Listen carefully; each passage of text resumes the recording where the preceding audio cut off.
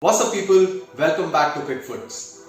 I hope all of you are doing well and loving the content on this channel. As you all know, our favourite, the English Premier League began last week, so let's look at some of the results from game week 1. Let's start off with Brighton vs Chelsea. Now as a neutral, I would have any day gone with a Chelsea win.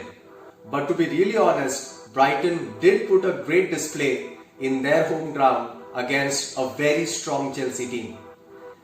Chelsea had their new signings Timo Werner and Kyle Havertz playing for them in attack, but Brighton played a really strong game, had a lot of possession and tried to be very threatening on their attack. But they were unlucky. They gave away a penalty which Jorginho beautifully converted and gave Chelsea the lead. However, Brighton's constant pressure did get them back into the game with an equalizer from Trossard. But as they say, when you play against a big team like Chelsea, you have to be always focused on your defense, which obviously Brighton were not able to, as they conceded two very quick goals in the second half, especially a thunderbolt by Reece James. He scored a brilliant top right corner goal, which was for me the goal of the week.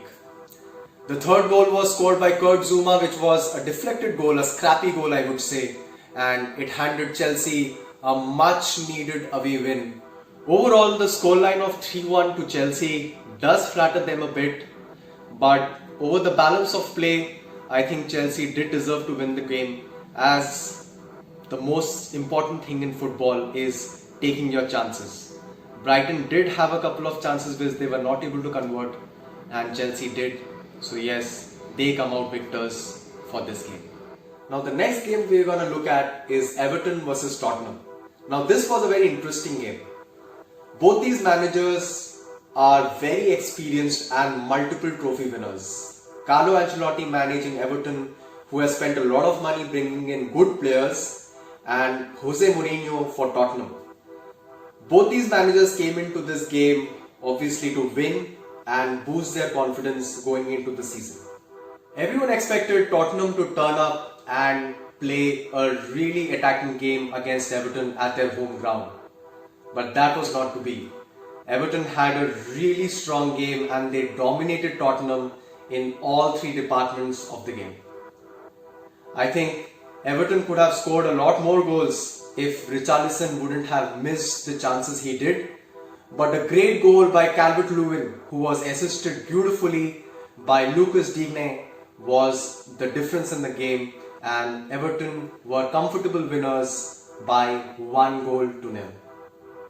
I think this is a really important result for Everton, as they have secured 3 very important points away from home against a top 6 team. Game week 1 also saw Wolverhampton Wanderers playing against Sheffield United. Now these two teams have had really great seasons last year.